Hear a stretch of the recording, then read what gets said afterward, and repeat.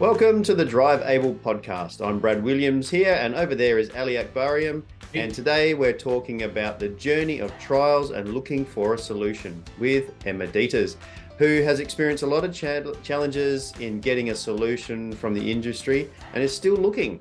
We're very excited as she has kindly agreed to come on and share her story, and who knows, maybe we'll be able to find a solution for her. Ali, you ready to see if we can help her out? Yeah, I'm ready. I'm excited for this one as well. It's just like the last ones that we've done. It's a bit more unique, I guess. People haven't had the full success yet. And I'm excited to talk about that because it's more of what's actually happening out there, and maybe people can feel a bit more like they can relate. So yeah, it's really cool, and let's get into it. Welcome to the Drive Able podcast, where each episode you get to listen to two of Australia's leading professionals in the area of driving and community mobility for people with disabilities. In each episode, they interview drivers, carers, and industry experts and share the insider's guide to driving with a disability. Here are your hosts, Brad and Ali. Hi everyone, I'm really excited to get into today's interview, but before we get started, we just want to do a quick shout out to our sponsors who make this show possible, Mobility Engineering and Williams OT. This show takes time and money to put together, and we are forever grateful to their passion for our industry. Okay, enough of the business, let's get on to the interview. So like we said, today we have Emma joining us. G'day Emma, how are you today? Feeling good? Ready? I'm good. Hi guys, thanks for having me on today. All right, that's cool. Can we start a little bit by getting you to introduce yourself and just tell us about your disability, or like I like to say, super abilities, and how you came about it, and yeah, a little bit about that.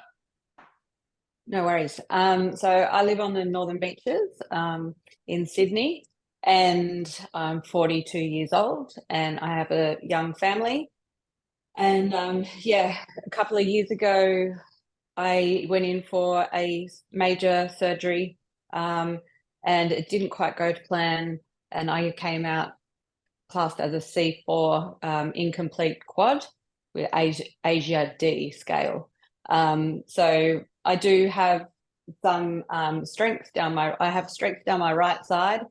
I have like weakness down my left side, non-weight bearing on my leg, but I can use my hands for most things. Little things are a bit fiddly, but and my trunk's affected too. So that's where I'm at. Okay. Is it a like a progressive thing, or is it like, was it just something that happened and then that was it moving forward? So the original reason why I went into surgery was a progressively getting worse thing. It was a bulging disc in my neck. Yeah. I went in for a fusion. That was not taken lightly, that decision. I'm just, unfortunately, I seem to be that one very small percentage that was on the wrong side of progress and getting better. They give you all those warnings beforehand, but yeah, unfortunately you were one of those ones that met the poor statistics. Is that right? Yeah, from the research afterwards, I've seen that, obviously it's a very small amount, but it is, obviously the gains that you can get if it's successful are life-changing. And I was in a stage of my life where my everyday function was quite depleted. So, like I said before, definitely didn't take that decision lightly. And I'd done many different therapies over the years to try and rectify it, but it just wasn't getting better. Were you in a lot of pain previously? Yeah. I would have to go on stints of like a couple of months of just bed rest is what my doctor would tell me. Whether I could actually achieve that or not with young kids was another story. But I had to give up touch football, soccer. I love my team sports. I used to do motocross riding. I really did live quite actively, and I wanted to, actually my goal for getting the surgery was so I could get back out in the water with my kids and go surfing with them.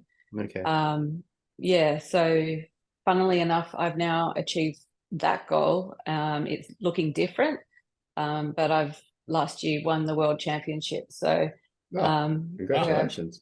Yeah. Is that like a certain type of surfing? Yes, it's prone to. That division was prone to. So I'm laying down. I was in the assisted category last year because I pretty much had only just taken up the sport. And then this year I've moved up to the non-assist category, where I have to paddle myself onto the waves and back out to the lineup. And I just actually came second in the Hawaiian Adaptive Surfing Championships a few weeks ago. Oh, How congratulations. did that feel getting out there independently? Thank you. Yeah, congratulations. That's awesome. But how was that feeling kind of being out there independently? Yeah, that's a whole different like feeling. I feel like I'm not restricted, even though I can't pop up onto my feet to surf. I feel freed. I feel like the ocean gives me energy. I'm calling it ocean therapy. I feel like it's a major part of my rehabilitation now.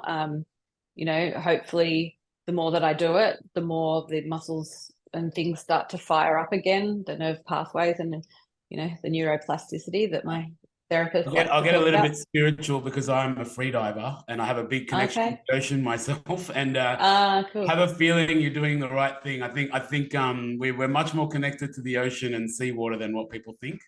And and the fact that you went from assisted to non-assisted so quickly is pretty awesome. So yeah, that's really nice to hear. And yeah, I have a really big affinity for the ocean myself, so it's really cool to hear. And just picturing you going out there independently, I can just imagine how freeing it would feel just being on the water. 100%. And maybe even forget where you were at almost for a minute, so. Yeah, well, yes, I definitely know I'm in the water because I would maybe need to get some tips from you about holding my breath. So, yeah, I don't love like the biggest ocean, the bigger seas and the bigger swells, but that's something that I do want to work my way up to, being comfortable out in the, in the bigger waves. So yeah.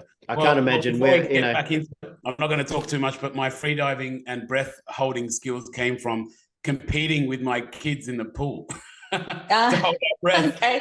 And then I got really good at it. And then someone was like, "Oh, you should do this freediving thing." And then a whole new world opened up. So right. So okay, that sounds cool. Anyway, I'll remember sounds like there's some comps coming up in the pool. That's good. I'm interested, sorry to diject, on the driving. Were you driving before the surgery, and did you have to stop driving because of the pain and the progression? Before the surgery, I could still drive, but I just remember coming back from a holiday. We were up at Crescent Head, and every single bump in the road, I could feel it through my neck. So it was, what is it, 5 hours drive of just pain. So yeah, I definitely couldn't do long stints in the car anymore. And just I used to be the driver. My husband would go to sleep in the passenger seat and I'd drive for hours on end. I love driving. I hook up the caravan and take the kids out to the country and go motorbike riding. I was very independent, especially with my traveling. So it was really devastating that I was getting to that point where I couldn't even really sit in the car for very long. And after surgery, have you got the pain? No, that's fixed. That's fixed? Luckily. Yeah. So I don't want to get into, a little bit I do. I want to explore it a little bit. Is how's life different now? I understand that lower limbs are basically non-functional. It's incomplete. Have you got any lower limb function? Yeah, so I can actually get up on my crutches on my right leg. And then I have a little belt that goes around my waist and an elastic kind of bungee cord that just drags my left leg along with me. So I can do that for short-ish distances. And I can't stand still for a whole heap of time. But at least I can get myself to a doctor's appointment, for example. And that when that happened, when that started to come back into my life, that actually felt amazing. So yeah, I'm just taking the small wins with everything. Hopefully one day I'll get back into I could hopefully ditch the crutches and maybe have a leg brace that helps me move along. So yeah, I don't know. Want to ask a little bit about the driving, but another plug is you might want to check out a guy called Matthew Caruana. We interviewed him and trying to get him back. He is younger guy, he's in his 20s, but he's like halfway back to developing walking, and he's doing all this therapy with exoskeletons and all really, really cool therapy. So yeah, I thought that was pretty good, and might be somewhere along the way that what you're doing with. So can you tell us a little bit, just to get stick to the vehicle side of things? Tell us a little bit about the situation with the vehicle and driving and transport. So you're not driving at the moment, that's correct? No, not correct. I did have a period of time where I couldn't drive. And that was probably, so I had the surgery in February, and I think I got that 2021, and I got my license back in like the December of that year. So about 9 or so, or 10 months, whatever it is, not driving. So I actually sold the car that I had prior to surgery to help with family finances, and then ended up buying a ute that could tow the family caravan. So I've now got a SsangYong Musso. So we're really quite happy with that car.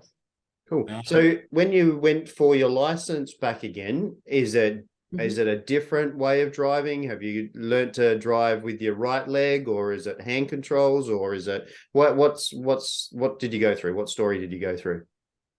Yeah, so really luckily for me, I guess if it's lucky, it was my left side that was affected. So as long as I had an automatic vehicle, I was fine to drive. I just had to get signed off by the OT for because it was a neuro issue. And then that's about it. They just stipulated that I probably should get a right-handed blinker, but kind of a funny story is that we went out to look at the car with the family.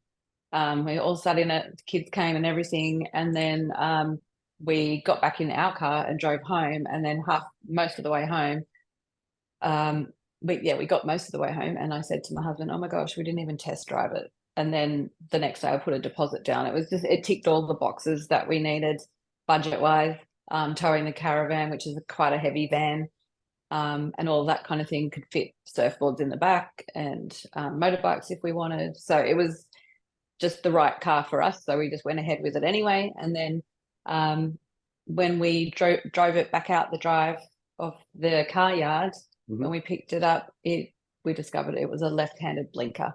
But so my strength on my right arm it's not going to have any effect. It's getting better anyway. It's all good. No major things that had to be done to the car. So can you tell us then what is the we were talking about how you've been having some troubles getting some solutions around the car. What are the solutions that you are looking for? What's the issues then? Yep. So the issues were to stow my wheelchair, and I've got a klaxon that attaches to my wheelchair. So what we were trying to look for is a way to have that securely left in the back of the car, and also in the ute, and covered, like obviously weatherproofed and everything, and also for me to be able to like get it into whatever it is that we were putting it into. There was suggestions of a hoist, so it would be all attached. I'd get on my crutches, then I'd push a button and then hoist it over and into the back of the ute. The downside with that was that when I get home and the other end, I'd have to take it back out and try and store it somewhere in our house, which is not the wheelchair. Not really it's not wheelchair friendly, my house. I have to get on my crutches to get up like 10 steps up to the front door. I ended up having to get 2 wheelchairs, so I could just leave one in the back of the ute, and it's just in there under a tonneau. It's not secured or anything like that. It just gets kind of shoved in there in amongst the surfboards and everything. So yeah, the thing that we were kind of, what I was trying to achieve was to maybe get like a toolbox that would slide out, or maybe with a button would come out. I could pull down my wheelchair that was broken up into bits, put it all together, and then go off, do my thing, and then come back and reverse, put it all back in, and then I could leave it parked out on the street, secure. Is that a manual tool chair? Sorry. Yes. Yeah. Okay. Yeah. Okay. Yeah, with the attachment for the klaxon. So the klaxon, for people that don't know, what's that? That is an attachment. There's a metal bar that goes from the right to left side underneath your knees. Mm-hmm. And then you have another metal bar that kind of comes out like a T shape.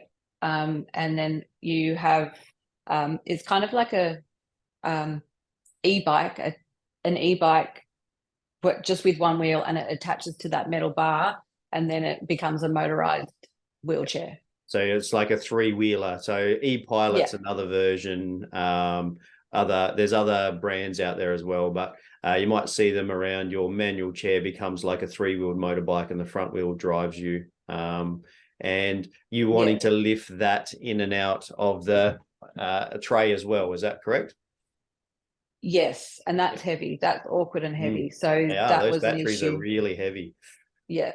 So I want to try and create a bit of a visual picture, if that's okay, of what you were thinking of. So we've got, let's say, I'm looking at the side of a ute, and you've got the ute tray, and it's like a dual cab. Yep. Is that correct? So you've got like two doors, or is it a single cab? Yep, it's a dual cab. Yep. But it's not got the alloy tray. It's got the full tub. Yep. So what kind of, where would you want the toolbox to be located? I was thinking it would be on the driver's side, running down the length of the tray, the tub. Okay. Obviously, there's a wheel arch that needs to be considered. Like would either have to be propped up a little bit or worked around, and then that would open at the end of and slide out at the end like a big drawer. Yep. Okay. And then from there, I'd be standing safely on the gutter side of that to pull out my wheelchair and put it together. Would you be standing at the driver's door, or you would? No, because I could get on my, I get on my crutches out of the car, crutch around the back, and then be standing on the gutter side of the toolbox, which is down along the length of the driver's side of the tub. The toolbox, what's the toolbox for? Just security. It's both those pieces of equipment is something like 30 grand. Like it's not cheap. And just for the longevity of it, just to make sure that it was secure, to make sure that it was weatherproofed, that I could have everything in there together. Yep. And it would always be with me, because still at this point in time, I have to go to, I often have to go to the shops with someone else that can take my wheelchair out, and my kids will often be those people that have to be with me. So just thinking about your lifestyle and doing that holistic OT approach, the surfboards, where do they go? Do they go in the tub, or do they go on the roof, or do they stick out the tub over the roof, or what happens with the surfboards? Yeah, well, at the moment, because my wheelchair is just kind of like plonked in there, they are in probably at an angle, I would imagine. I don't really do anything to do with that. That's the kids. So yeah, they put the boards in probably, I think, at a slight angle. If there was a toolbox to be in there, they would have to stick out the back a little bit, I would imagine, as the boards and the kids and the boards get bigger. Mm-hmm. Yeah. Otherwise, roof racks will go. I'm not a surfer. Adelaide has flat beaches, so I'm a boogie board at best. So they fit in easily across the back seat. So so I'm just trying to imagine how they sit in your tub to try and make it all fit. And I can understand that this has caused you a few concerns and issues to try and get the whole lifestyle package happening. So there's quite a lot that has to go into the tub. Have you spoken to many converters? I mean, I know the way, just to give people a bit of background, I know you were speaking with some people from our company, Mobility Engineering, and the product suite wasn't suitable for what you need. And so did you speak to any others? How far did you go? Was there anything close to that came up? Well, I guess the closest thing would be you can go and get the runners and the drawers and the boxes from like an outdoor company of some description, like a camping company. Yep. They do have them. We did go and see a guy that's a sheet metal fabricator in Mona Vale, for him to be able to do up a toolbox. I just kept coming up against things, and it wasn't even that they were too difficult to deal with. It was, I just had a whole lot of stuff going on in my life, and my life seems to be getting far more hectic than any less busy. So yeah, it just has, then I've just dealt with it. I'm just at this moment in time just still dealing with what I've got. But ideally this is all in an ideal world, and to obviously to keep things safe and to stop me having to unload the back of the car all the time.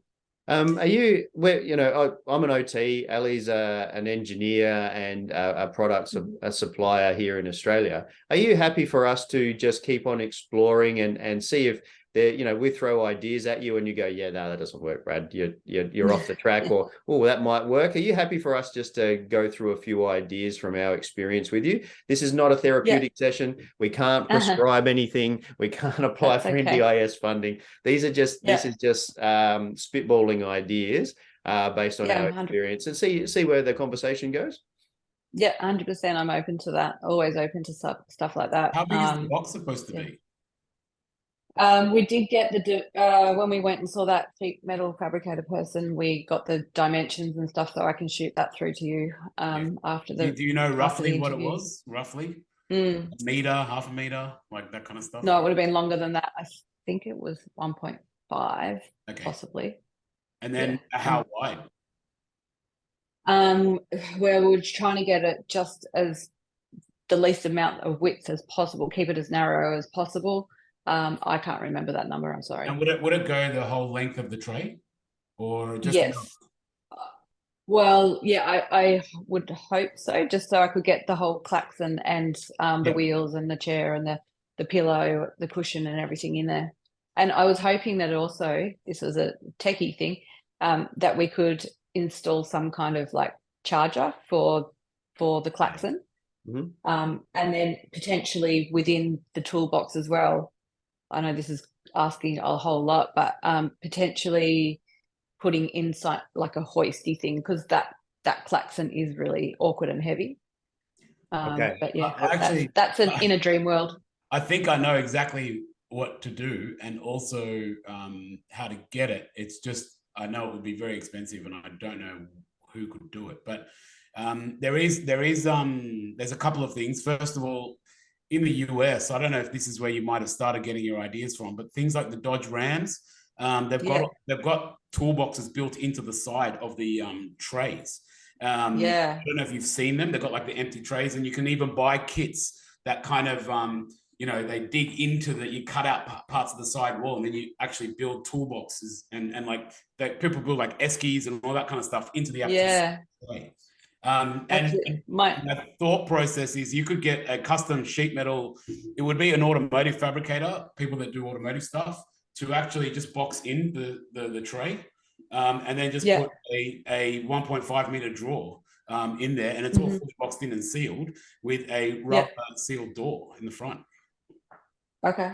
I'm thinking very similar, Ali. If we had a canopy over the top of your tub, there's options also for the canopy to open sideways, so they can actually put lifters in, and the canopy actually opens up sideways, like opening a chest, and then you've got access from the passenger side to lift things up and over the tub that way.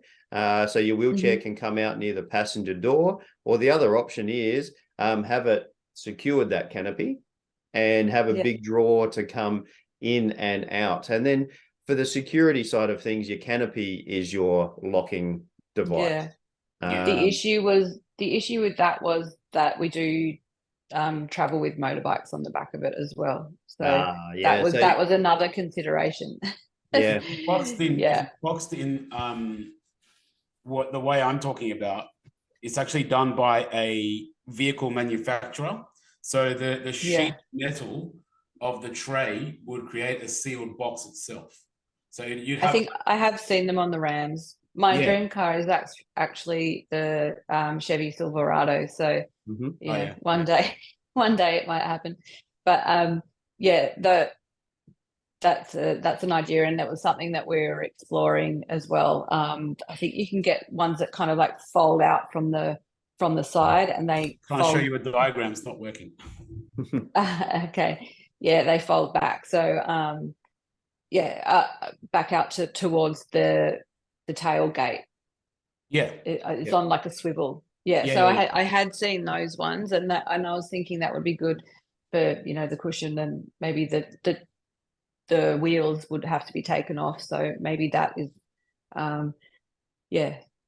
something that I can consider. But it all just kind of got a little bit too much for me to think about. The issue that I think you have is that the work that you need done is custom fabrication. It's not like an off-the-shelf product, and something where I guess what my mind where it's going is there is one in these interviews. I just wonder if we were 30 years ago, you would have been finding it easier to get that solution, if that makes sense, because people all had to make custom solutions. Everyone that we interviewed from 30 years ago, that was what they had to do. They had to make it themselves, and it was all these weird and wonderful things.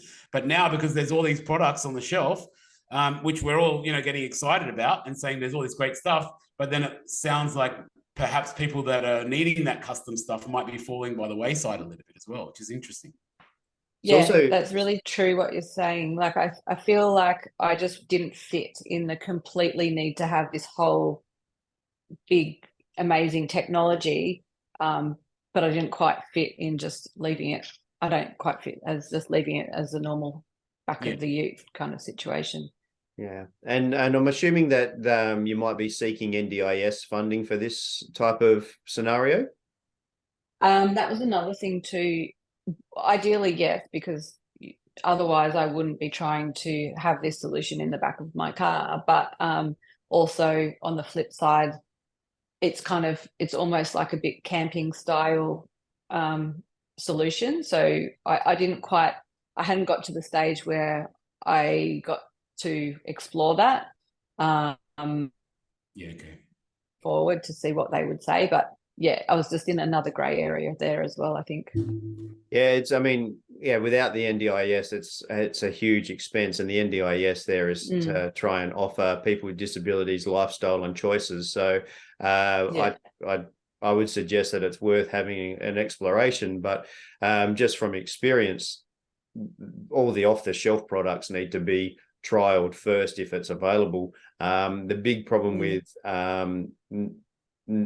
not having something off the shelf is proving that it's going to be value for money, and that's going to be the tricky bit that we've seen and spoken about a lot on this podcast. But from our experience as well, in working in this industry for many years, it's proving that the custom stuff is good value for money, and it's going to work for the next and the lifestyle of your car. So it needs to be worthy of funding for at least 8 years, and making sure that the car's going to last that long. So all things to consider, and that's been great exploring this with you, because this is the type of thing that we have to go through with clients all the time. It's not as simple as, we'll put in a hoist for the wheelchair, because there's other things to consider: surfboards, family lifestyle, motorbikes.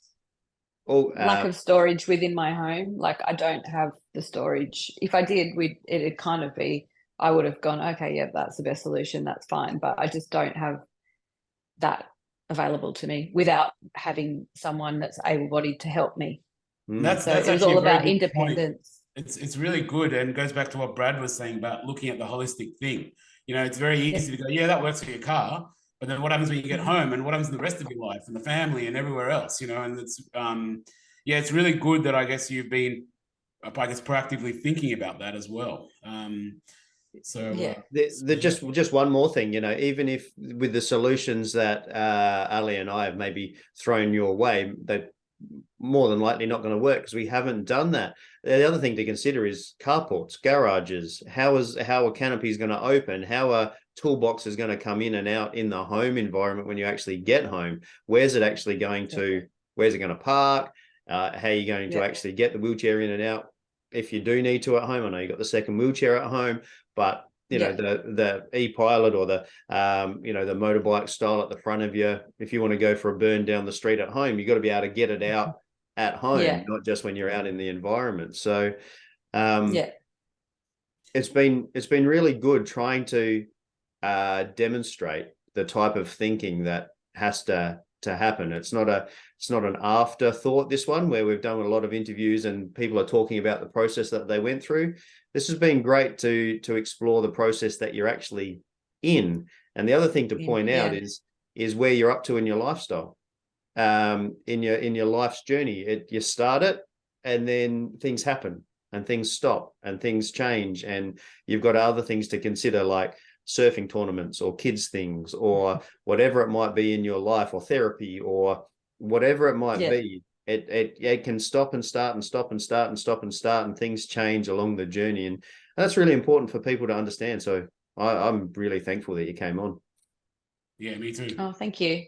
That's nice. I did have a joke with my family about coming onto this podcast and saying how I failed at achieving something. But it's been, I can see why it's valuable to you guys. And I think it's been good to chat. And I think, and I want to actually just remember to give you a bit of a plug, and we will just, before we wind it up, I think the stuff that you mentioned about the surfing, I think it's really valuable. And I think, I think you might find that that'll help in this process, I guess, moving forwards. And just like I said, many people that we speak to that get involved in these kind of activities, the sports and the communities, that just starts really opening up so many more opportunities as you move forward, and you're connected with all these communities. So I think that's a really, really good thing. Look, we want to just kind of wind it up a little bit. Well, actually, sorry, before we do, I do want to give you that, you were talking about a surfing event or something on just beforehand that is on in the Northern Beaches. Is that right? We want to give you an opportunity to talk about that. Thank you. So my first ever competition for parasurfing was at the Australian Championships. And then my second one was over in America for the World Championships. So clearly there was like a whole big area that was missed, as in like a local board riders club that I could go to work my way up to those competitions. Me and a few other people who went over to America to compete have decided to start up Northern Beaches Parasurfer Board Riders Club. Awesome. And we have our inaugural round on June 4, and we've got a little bit of a exhibition of some of the Australian surfers. So come on down to Mona Vale Beach. It'll be about lunchtime, but if you follow along, I'll get the links to you guys on the event page, and on our Instagram will be updates as we lead into the event on June 4. Amazing. Share it on our Instagram and also Facebook. The interview may not by then, but that's okay. We can. I reckon we'll prioritize this one, Ali. Let's get this interview out as soon as we possibly can, so we can get as many people listening to it as possible. And maybe they can get along if they're interested, just even to have a look and get inspired. Is there a website? Do you know what the website is off the top of your head, or anything else like that? No, just head to our Instagram page or Facebook, Northern Beaches Parasurfer, and then _BC. Northern Beaches Parasurfing. It's a long one. And they should be able to find it. Yeah. That sounds really good. Or follow along on mine, _Dieters, DIETERS, and hope to see you down there on Sunday, June 4th. Awesome. Awesome. All right. So before we ask our one final question of you, we just want to do a quick little shout out to the sponsors that make this show possible and bring you to us today. Mobility Engineering and Williams OT. A great thanks to them. We always ask one final question of every person that comes on, and every story's been different. We've learned that cars are way more than just getting from A to B. And we've heard that from yourself as well. You know, there's lots to consider. What is there a specific memory in a car that you can remember that's been so meaningful for you, whether it's a camping trip, a motorbike trip, a getting here or there, or the first time you drove after your injury? Or is there an event, a meaningful drive that you've been on that you've used a car for? Yeah, I would say that it is at my auntie and uncle's property. And I was probably about 10 years old. And the story goes that there was a car, or mum and dad's car, going around the paddock. And there was my dad standing next to my mum. And as she walked out the front door and went, "Why is our car going around the paddock and you're standing here?" And it was me driving the car. I've literally, driven since a very young age, always enjoyed cars, motorbikes and all that kind of stuff. So I love the freedom and the independence it gave me, and I'm hoping to get that back more and more as time goes on. Yeah, awesome. And we know that you're working with an OT and that you're working with mobility engineering, but other people as well. I'm hopeful that you find a solution to meet all of your needs. Motorbikes, surfboards, e-pilots, wheelchair. Yeah. I hope that you can get it all in. I hope that you can make it all work. There's got to be a solution out there. So if anybody's listening and they've got some solutions for this one, put some comments in the show notes down below if you've got an idea, and I'm sure Emma can come back and check on it as we move forward. And everybody, we will put the links in the show notes to this one for the Instagram page and Facebook page, and so you can get in contact about the Northern Beaches Parasurfing. Emma, it's been fantastic. It's been absolutely fantastic. We're going to say goodbye to you in a second. But for everyone else, stick around. We're going to do our top 3 takeaways like we always do, Ali and I, where we bring our joint experience together and talk about our top 3 takeaways of what we learned from the interview. But as we do, we're going to say goodbye to you, Emma. Thanks very much. Thanks very much. Thanks, guys. See ya.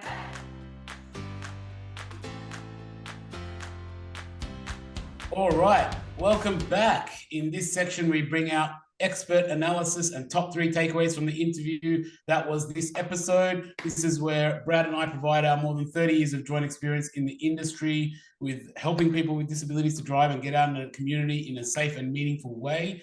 And that was a great interview. Thanks once again, Emma. Very inspiring as a person as well. So let's hit it off. What are our top 3 takeaways? What's the first one? Brad? Well, mate, we've in that little music changeover between the interview and these top 3 takeaways, I just want to let you know that Ali and I have spent a bunch of time just talking about possible solutions, talking through things that are in our head, and I think that's what I want to talk about, is that you're not always going to find solutions off the shelf, and that's our first takeaway. Not always are you going to find successful products just ready to go to meet your lifestyle. And this is what happens. Ali and I have just been chatting about, what about this, and what about that, and I wonder if this would work, and we did a bit of that with Emma, and then we carried on after that as well, thinking about who could be doing this and who could do that, and what's out there. And this is how our brains work. If you've got someone committed in the industry, this is what they do in the background at night when you're meant to be going off to bed or sleeping, or you wake up in the middle of the night and you have this light bulb go off and you go, oh, maybe we should try that. And then the next morning you wake up and you can't remember what it is, but then it comes back to you slowly. Our first takeaway is, not everything is off the shelf, and sometimes you need to be creative. Yeah, and also it's not always, peachy roses. It's not always perfect, and there's not always solutions. And like Emma said, we've interviewed a lot of successful people, but in terms of when I say success, in terms of their conversions around driving, and products, and Emma has hit some, I guess, barriers.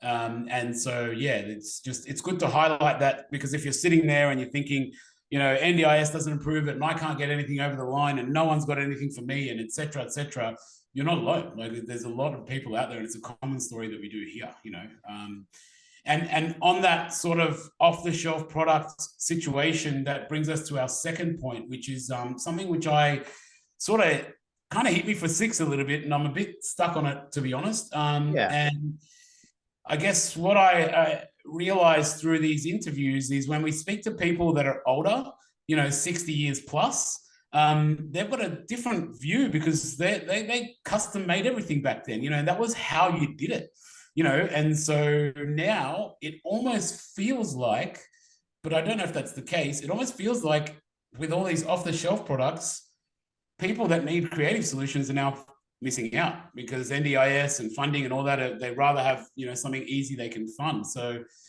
I don't know if that's actually the case or not, but yeah, that's interesting.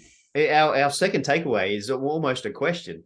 Is the off-the-shelf products actually killing the creativity, or is it still there? And I mean, I think it's still there, but it's harder. It's not the norm anymore. Like, we've spoken to a few people on this that had their first hand controls in the 60s and the 70s and the 80s, when, engineering was, the road laws and the car laws and all those type of things were a lot looser, for a better word. Also, people did more manufacturing in Australia.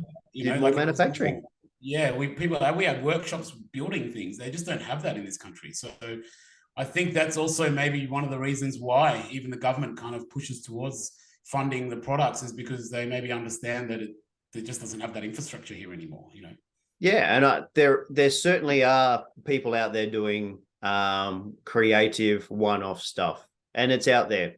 But we're just saying maybe now we just have to go searching for it a bit more. And there's an engineer here in South Australia that is super creative, does all kinds of stuff. They're out there. They're doing creative stuff to be able to make solutions happen. But is it dying? That's the question. Is it getting harder and harder? We don't know. We'll leave that to you. If you've got a comment about that, please let us know. And that kind of takes us to our third point: is get out and explore. Don't give up. But also do it at a time that's right for you. Do it when you're ready. And Emma discussed that, is that things got in the way. Life got in the way. Surfing got in the way. Lifestyle with the kids and motorbikes and everything else got in the way at that time. And it's okay to take a break. Yeah. It is. It's interesting you say okay to take a break. Like, we've spoken to so many people dealing with things like, funding and OTs and paperwork and bureaucracy, and, it's can fill your head. It can really play with your mind, especially if you're not in that world. Like, we deal with that world every day, so we're a bit more used to it. But if you're an off the street person like Emma, living a standard life, and then all of a sudden you're thrust into this insane world, new lifestyle, paperwork and all of that, it can be pretty daunting and overwhelming. And one thing about getting out there, a consistent thing we get in all of these podcasts is when you're a part of a community, your life just starts to improve in general when you're a part of an active community. And one interesting thing is Emma, just knowing how she contacted Mobility Engineering a few years ago, needing her life to improve via the vehicle, she's clearly, and she hasn't got that solution yet, but she's clearly got improvement of life. How? Through the surfing organization and this parasurfing thing that she's created. And now that's the high priority. And the second priority is the solution around the car. It's not the highest priority anymore. And that's a really, really important thing to understand, because, we can be sitting there all alone without a big community, hating on the NDIS because they're not funding us quick enough and there's nothing out there for us. And maybe that's actually not really what we're supposed to be doing. Maybe get out there and, live the life a little bit, and you might find more stuff is going to be available to you in that community via different ways of solving your problem. Yeah. So I think our top 3 takeaways are more questions than actually hitting on points, but that's what it is. And please, if you've got comments, put them down below. Let us know what you're thinking about timing, about creativity, and then also about products that are out there. Are they restricting what we're actually doing? But before we actually go and we wind this up, I'm gonna plug Emma's Parasurfing again. Fantastic initiative of hers to actually get out there and start a club based on the hole that was in the market that she experienced. Northern Beaches Parasurfer _BC. Just go and put that into Instagram. You can even I found it just putting in Northern Beaches Para, and it came up with a suggestion. It's right there, easy to find. And a shout out for their event coming up on the 4th of June. Get down to the Northern Beaches and find all the details on the Instagram post. There's also a Facebook page that's linked there. Go and find all the details on there about where it's being held, what's happening at that, and go and check it out and cheer them on. Fantastic. That's it. All right. As we wind up this episode, we want to do a shout out to our sponsors, Mobility Engineering and Williams OT, for helping you bring the interview with Emma today. It's fantastic. We learn so much every time, even if it's the solutions aren't there just yet and we're not exploring what people have done. It's been great to talk to her halfway through the process. Do you want to do the shout outs, Ali? Yeah, let's do big shout outs once again to Mobility Engineering, who are a team of passionate and dedicated people focused on bringing Australia's largest range of suitable transport solutions for all walks of life. Williams OT, driver and rehab, all pieces of the puzzle to assist people with disabilities reach their driving and community mobility goals. And we want more sponsors. We want to help this grow, reach more people. So help us with that. If you know anyone, if you want to sponsor or know anyone that could sponsor, please hit us up, driveablepodcast@gmail.com. If you want to be interviewed, if you want to share a story, please let us know. Contact us in any of our forums. And like we say in every episode, the advice provided in this podcast is general in nature. So if you have any queries about what you can do and what will work for you, get in contact with your local OT or mobility dealer and set yourself up with a trial, because trials really do put you in the driver's seat. All right, that's it. A quick little plug again, at Northern Beaches Parasurfer _BC. Get down there, 4th of June. That's it. See you in the next episode, mate. See you next time. All right. Thanks for listening to the Drive Able podcast with Brad Williams and Ali Akbarian. If you like what you've heard, make sure you like, rate, and subscribe. It really does make a massive difference. If you or anyone you know would like to share a story about driving with a disability, or you would like to get in contact, find the show notes, or find the resources mentioned in this episode, you can find us on Facebook. Just search @Drive Able Podcast for more information.